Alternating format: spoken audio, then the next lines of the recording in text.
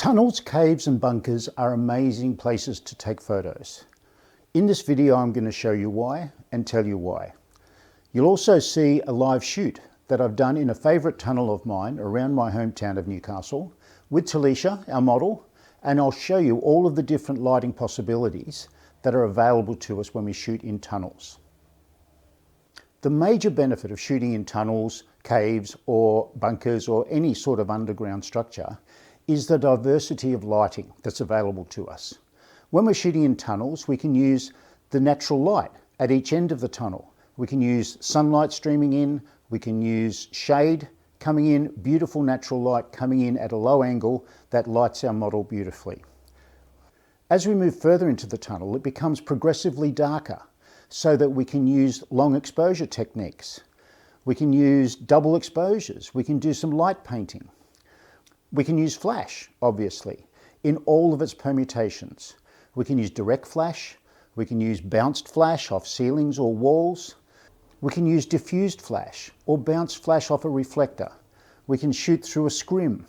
We can do all sorts of flash exposures, flash techniques inside that dark space. We can also use backlighting. If we have a dark background, as we do in most tunnels, we can put a light in behind our model to backlight our model. We can also front light it with a different light, but that gives us more possibilities again. So that's the major benefit that I find from shooting in tunnels. We have lots of tunnels around Newcastle. You just have to hunt them out. I'm sure they'll be in your place too. Various different places around that you may not even notice, but they're fantastic places to shoot. The second benefit of shooting in tunnels is that they're unusual. It's a little bit different to your average photograph. So we tend to have graffiti in tunnels. We tend to have receding lines in a tunnel when we're shooting back towards the far end of the tunnel. So it adds interest to our image and adds that little bit of an unusual look. Another benefit of shooting in tunnels is that they're mostly deserted. There's not a lot of people coming through. Occasionally you might get somebody coming through that you have to make way for, but most of the time you're there on your own and you can shoot whatever you like. Another great advantage is that they're sheltered. So on a rainy day, on a really hot day, you can go into a tunnel, it's cooler, generally speaking, it's shaded from the rain, so you can do shots at those sort of times much more comfortably. It can be a second possibility for a location. If you do get rained out, have a tunnel or a cave or some sort of underground area that you can go to and shoot in those sort of conditions. I love doing light painting, as you know. So these sort of dark places lend themselves beautifully to that sort of a technique. I can use a long exposure, 5, 10, 30 seconds if I want to, and do some light painting inside that area, and it's so much easier than trying to do it in an area where there's more light around. In tunnels, you've got the choice of using a wide-angle lens that gives you that really exaggerated perspective and those converging lines into the distance, or you can use a telephoto, get further away from your subject and compress that perspective so that you've got those lines closer to your subject. You can use those converging lines of the tunnel as a compositional tool to pull your viewer's eye into your subject. Now, a couple of things to keep in mind. Often these places can be a bit dirty. They can have a lot of rubbish around, so I generally take a broom with me just to clean up the site if I need to make my shots look less messy. The other thing to think about is some of these places can be very dark. Some of the places I go and shoot around Newcastle are just totally black. There's no light in there whatsoever. So I always take a torch with me. I keep a couple of torches in my camera bag. I also have a head torch if I know I'm going to these sort of places, just for safety's sake, so that I can see what I'm doing and all of my team can see what they're doing as well.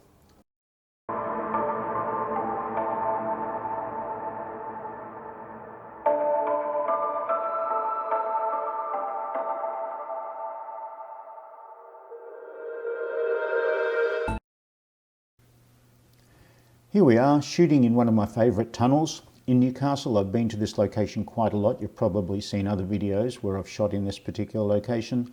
I'm using the available light here to light Talisha's face, taking advantage of the open end of the tunnel to use that nice soft light. It's an overcast day, so that light is really soft. It's going to light Talisha's face and her eyes. I'm giving her instructions about posing because I need to be in control of those poses. The way she's posed, the direction of her head, where she's looking, all of those sort of things to make that shot look a little bit more special. I'm shooting with that background in the shot. I'm trying to get those converging lines, those converging lights in the ceiling and the end of the tunnel, just to show the location, to show it's a little bit more of an unusual location again. You notice I use my hand to show Talisha which way to go, which way to turn. It's so much easier than saying turn to your right, turn to your left, all of that sort of stuff. Then I moved to the middle of the tunnel where it was fairly dark, and I used an ISO of 5000 just to see what it looks like. I'm quite happy with those results. They're a little bit noisy, but I think they look reasonably good considering such a high ISO was used. Now, when I'm in the middle of the tunnel, I've got the advantage of being able to use long exposures. So my tripod's here, I can set up my camera, it's not going to move. I can lean Talisha against the wall so she's not going to move. And I'm going to experiment with a couple of techniques. What I'm going to do here is do a double exposure, as I'm explaining to Talisha. I'm going to use a long exposure of maybe 5-10 seconds, and she's going to be still for half of it, and then she's going to move for half of it. So I want to get two different images of Talisha in the one frame, all done in camera. So we tried a couple of different poses. It worked reasonably well, not fantastic, probably because of the graffiti in the background's a bit distracting, but it's a technique I can use later on in another situation that might work a bit better. These shoots are often not only shoots that I can get some spectacular images, but they're learning situations. Every shoot I do, I learn a little bit more. And I want to push myself in techniques that I haven't tried much before, just so that I learn that little bit more. Okay, so we've moved to a different part of the tunnel, different color graffiti in the background. I'm going to do some light painting. So I've set my camera to 10 seconds and I'm using my torch to paint the light onto Talisha. Because it's so dark inside this tunnel, the video makes it appear to be a lot brighter than it is. The video enhances the light, so it is very dark in this part of the tunnel, which allows me to use a long exposure and do that light painting on Talisha.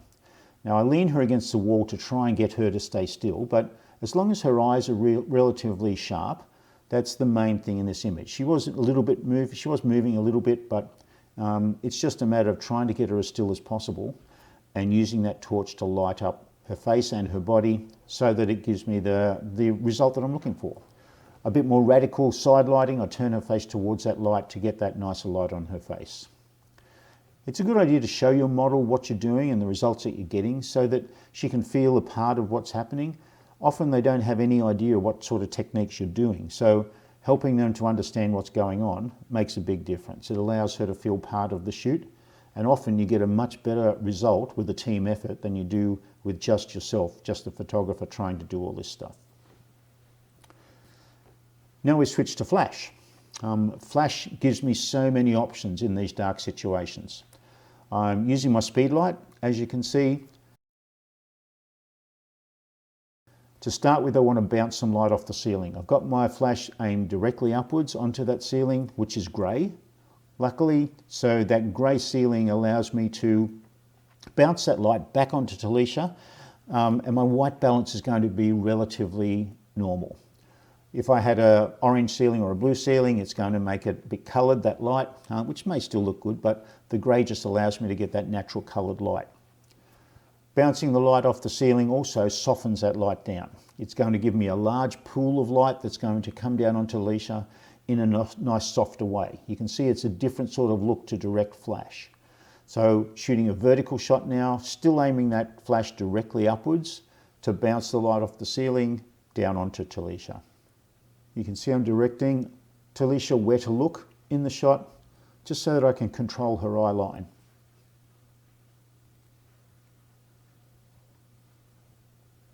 Sometimes you may find that you'll get some red eye when you're doing these direct flash shots, but generally because the flash is a little bit away from axis from the camera lens, it's not too much of an issue.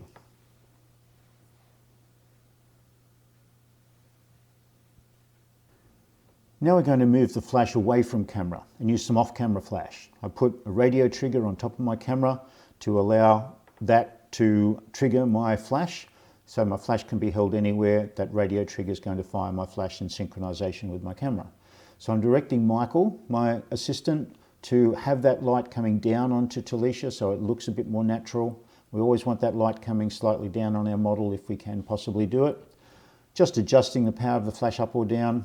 I always shoot with my flash on manual power and my camera on manual power. It's just so much easier and so much easier to control the exposure that I'm using on my camera.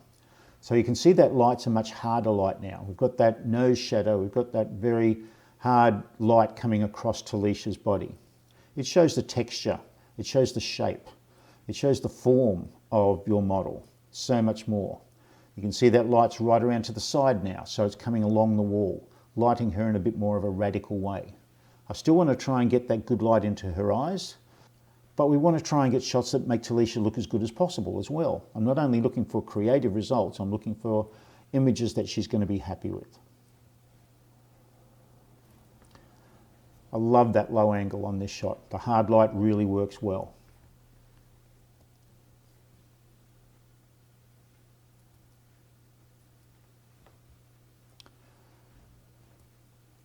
Moving to a different part of the tunnel now with that different graffiti, much more colourful. Now we're going to have this light coming right along the wall so that it shows the texture in the wall so much more. It's a bit more of a radical side light on Talisha so that we get that nose shadow. It's a little bit more obvious. I'd like her eyes to camera a little bit more for these shots, but I neglected to tell her that at the time. So simply speed light held up high by your assistant. You could do all of this stuff without assistance. You could just have your speed light on a stand and that would be fine. You get similar results. It's just easier for me if I have assistants with me. The great thing about this technique is I can darken that background down. I can darken it with my camera settings and turn my flash power up to get my light on Talisha. Using flash just gives you those so many options to be able to do that. Now we've switched to bouncing this flash off the wall. Michael's holding that flash up, reflecting off the wall and the ceiling so that that soft light will bounce back onto Talisha. It's a soft light technique. It's a bit more flattering because that large pool of light is going to light her with a softer light. There's a little bit of shininess on the wall from the paint that reflects off, a little bit of flare, but I don't think that's a major problem in this shot. The fact that we've got that coloured graffiti, I think, really makes the shot and stands out that little bit more.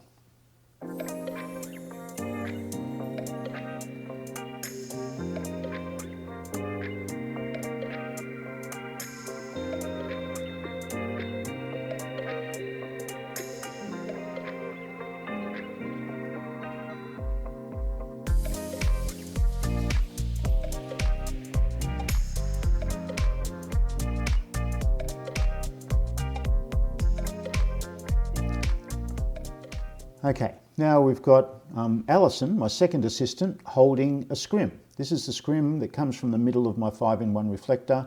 It's a translucent white fabric that will allow that flash to penetrate through it.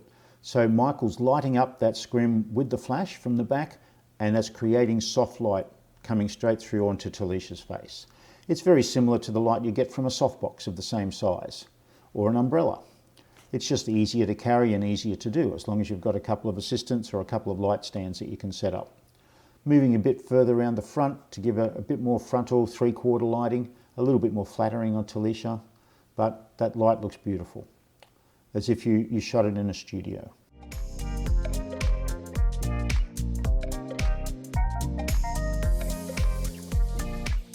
A different way of doing the same thing is to throw the flash onto the front of the scrim.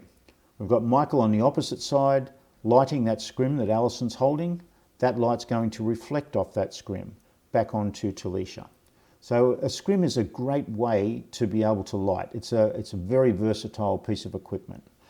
It's also called a diffuser. It's simply translucent fabric, as I said before. So look at that light, beautiful light on Talisha as if it was shot with a softbox.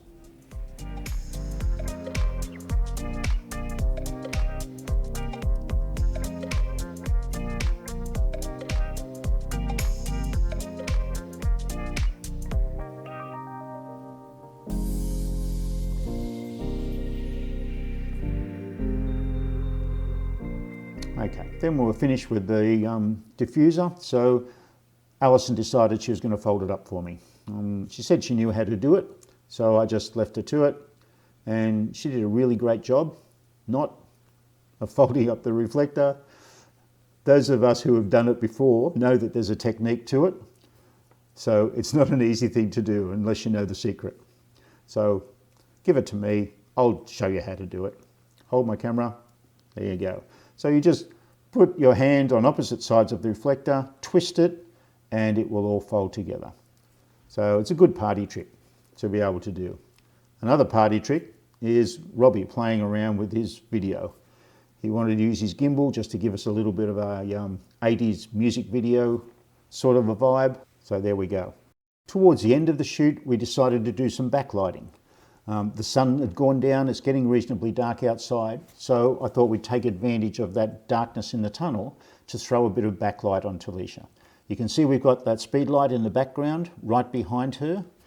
That's going to throw a backlight onto her to light up rim light around her, and we're also going to use some atmosphere in a can, which is like dust in a can or smoke that we can just spray from the aerosol can into the background. That backlight is going to light that smoke.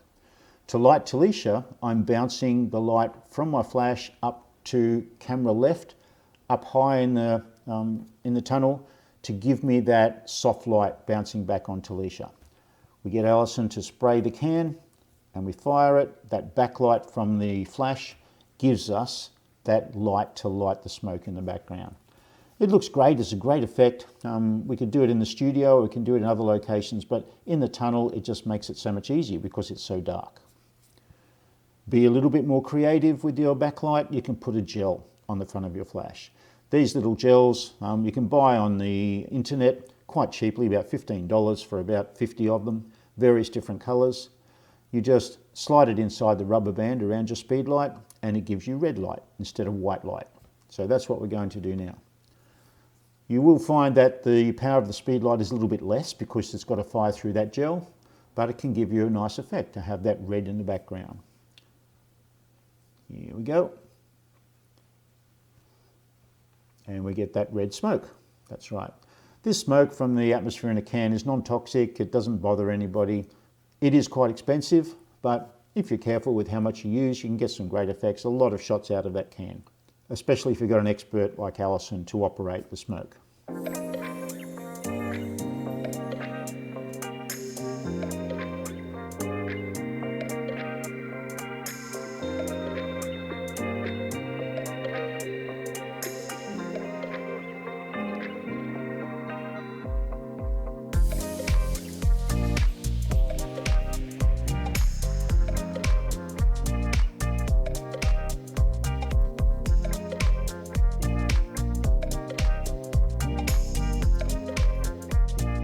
Now we're doing a different technique. I've just changed the color of the gel.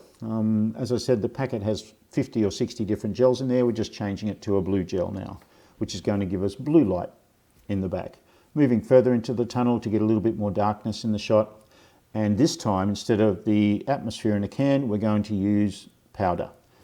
We're using baby powder in the little dustpan that Alison's got. I've instructed her to throw it up onto the ceiling of the tunnel so that it will dissipate and come down in a cloud. Now timing is everything with these shots. You've just got to wait until that powder dissipates enough so that it's going to give you the effect that you're looking for. You don't always get a perfect shot, but shooting a few shots, you're going to get some that are better than others. It's a matter of playing around and trying. And it's all good fun. So, here we go. Yeah. Now, one mistake we made was we didn't calculate the breeze in the tunnel. The breeze is coming towards the camera. So Talisha got covered in baby powder. So we should have turned around and shot the other way, but it was late in the day and we didn't want to change everything around. So we just put up with it. We did a few shots like this. The baby powder is not going to cause a major issue. I don't particularly want to get it on my lens if I can help it. So I just had to try and hold my lens out of the way when that powder came back towards me, so I wouldn't get too much on my lens. But it worked out quite well. We got a few shots that look really great, a few ones that are less so, but it's a matter of trying out these different techniques to see what you can come up with.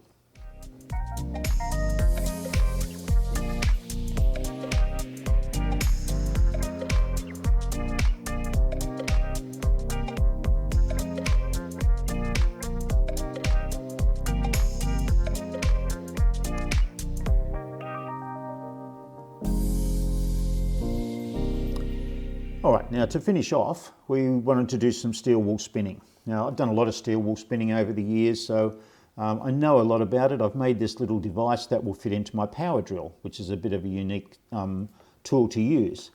I have 2 egg whisks on this little bit of timber. It screws into my power drill, which allows me to spin it quite quickly, and that will allow those sparks to go out in a single plane. So it's very safe, this one, because as I spin that power drill, the sparks go out at 90 degrees to the drill. So there's no sparks coming forward onto Talisha and none coming back onto me. It's a very safe way to do it. We don't get burned nearly as much as we would normally. So I've had Michael firing the shutter as I do the sparks in the background. The Speedlite did take a little bit more time to recharge because we're at the end of the shoot. The batteries are getting a little bit low. So we missed out on a few flashes.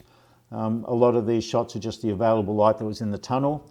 But we did a few different shots. We got a few flashlights in there, and you can see the difference that the light from the flash makes rather than just using that available light that's there.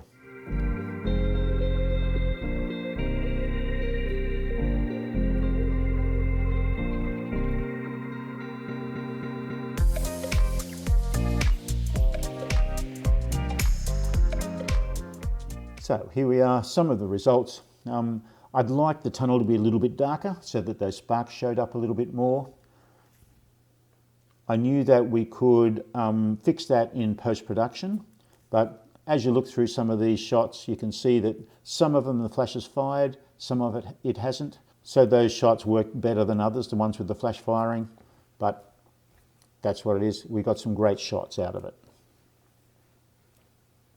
Those shots with my foot in the background are not particularly great, but that's the way it goes. So I wanted to do a few plate shots, a few shots with the sparks in a different location, just so that I knew that I could put Talisha into these shots later on in post-production to make the shot look a little bit more spectacular. So we just did a few shots like this, using that backlight and using the sparks, so that this is the sort of result I can get in post-production. I can just put Talisha in, and it looks amazing. So that was the end of the shoot. We did quite a lot. It was getting dark, it was getting late. I was pretty much exhausted, so we packed up all our gear and went home. Thanks for watching, I really appreciate it. Please subscribe if you want to see more of this sort of content. I'll see you next time.